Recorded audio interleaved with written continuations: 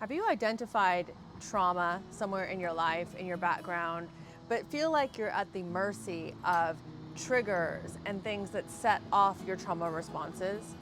It may be that your progression through healing your trauma has been stuck somewhere. Let's talk about how to unstick it so that you can move forward into a better future.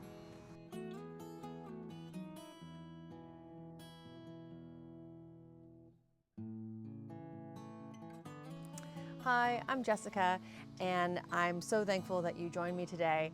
Please click like on the video, subscribe, leave a comment. I would love to stay connected with you. And let's talk about trauma.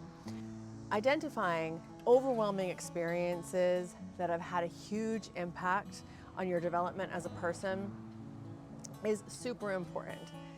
Labeling those things as traumatic or situations of adversity that have really impacted the way that you see yourself, see the world, and the way that you behave in situations is an extremely important step towards healing and on the path of self-discovery.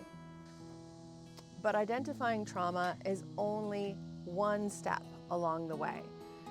What can happen often is that it takes so much energy, reflection, and even pain to dig into ourselves, look back at our past, and name those traumas that we get almost a sense of relief. It's like climbing up a mountain and just getting to that first plateau where it's like, I can see a little bit of the landscape now. I understand somewhat what's going on here. And it's an important step. It's a step that's much needed, but is not the last step. When I encounter people who understand a lot about the things that have happened to them and their ways of responding to those things, but feel stuck with them, let me tell you, that's not the way that it should feel. It's understandable that it feels that way, but that is not the end result of healing.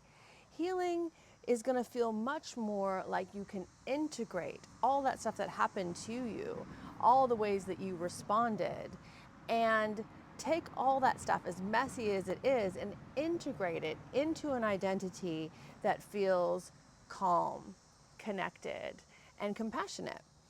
If you're not there yet, don't worry. Many people that I meet day to day in my practice are very wise, very insightful. They have learned, okay, this, that, and the other happened to me, and therefore now in my day-to-day situations, I respond in this way, or this particular circumstance is really hard for me. But that makes life very small.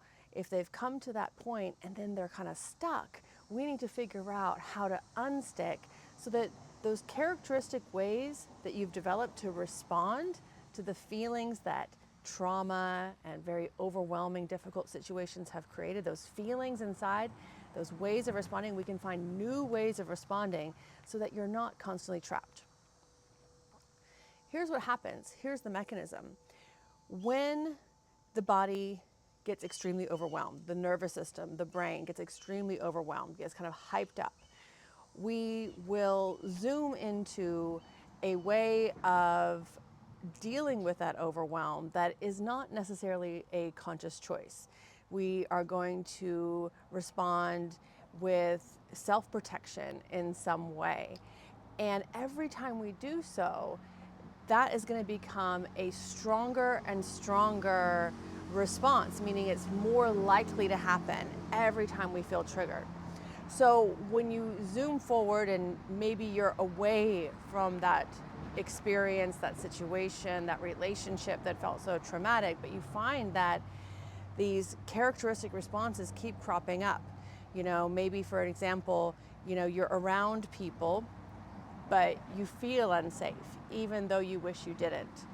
Or you find yourself responding in very tense and prickly ways, maybe even aggressive ways. Maybe you find yourself always needing to kind of tune out, whether that's through your own behaviors, maybe through the use of substances, drugs, or alcohol, or numbing out with sort of this kind of mental fuzziness, kind of you just become very distracted and detached. We may also find that we get into this kind of like funk about it. Oh, everything is just horrible. It's always going to be that way, almost like a resign to it. That also is a common response. Or any of these or any combination of them, we may find ourselves strongly latching on to certain things, almost feeling like we need to hold on tight to either people or situations, feeling that this person or this thing is going to make it better for me. I can't live without them. All of those things do have the capacity, the ability to take your nervous system from a state of extreme overwhelm, like what we get with trauma, and kind of knock it down a little bit so it feels more tolerable. But they do also keep us stuck in those habitual patterns. So if every time I feel that sense of threat and I respond in one of those ways, maybe I zoom out and bite at someone to kind of keep myself safe, or I detach and kind of escape from them, or I just kind of get into my own head, or whatever it is, the more that happens, the more my nervous system loses that opportunity to see, okay, there's a different way to feel here. I have a different set of abilities and resources, and also steals from me the opportunity to see that this situation, as threatening as it might feel, is not the same as the situations that created this response in me to begin with. So what I would recommend to move beyond and to get unstuck is, yes, name the trauma, name the things that overwhelmed you emotionally, the things that were overwhelming physically, and what sort of feelings that creates inside of you. Name them, list them on a piece of paper, say them out loud.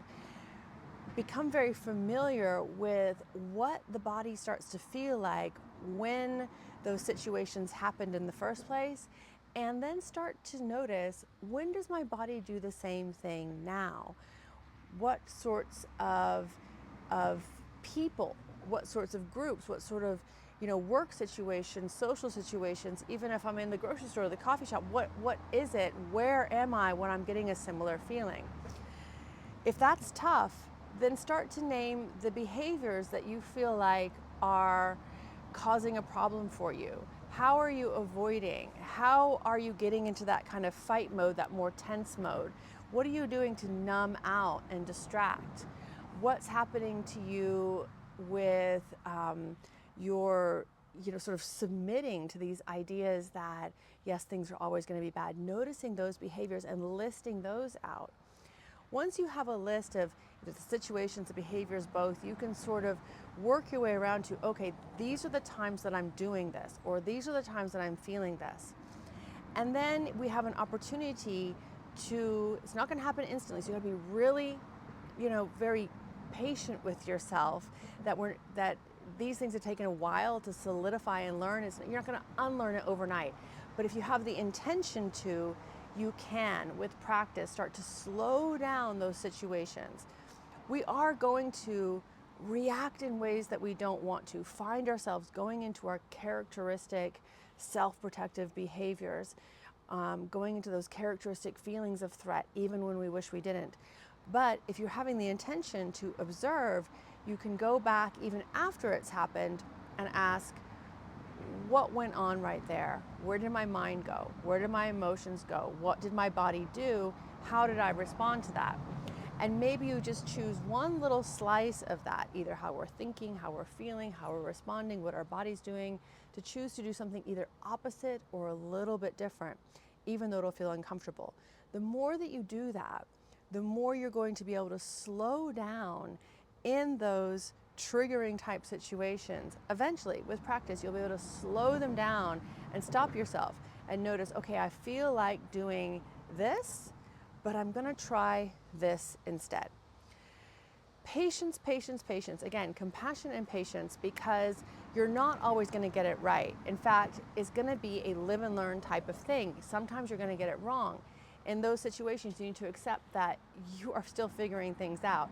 You can certainly get advice. There's plenty of books out there. There's self-help. There's also therapists and counselors, coaches who can help you through things. You can be a sounding board as you figure things out.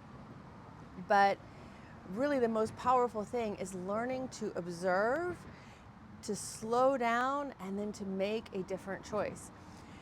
Sounds simple, is really tough, but if you're willing to do it, you will get that big payoff. In the end, we will be more motivated if we can keep shooting towards what things should feel like. At the end of a process like this, which may take a while, it may be something that through your life you get some headway and then you have to kind of go back and keep working at it. But what it will feel like, and this is the big motivator, is life will just generally feel calmer, more connected. You won't feel a sense of always trying to make sense of what's going on or trying to keep a tight grip on things or always feeling at the mercy of the feelings, sensations, and traumas from the past. It will start to feel like, yes, that happened.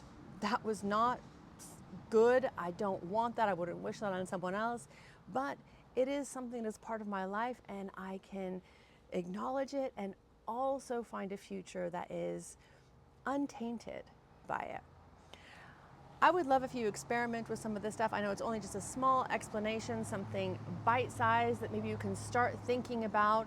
Let your imagination kind of think about how you could bring this into your day-to-day life. Obviously, reach out to me, leave a comment. If it's something you want to share with me more privately, my email is down below as well. I wish you all the best, and I know that you can feel more free. Until next time, be well.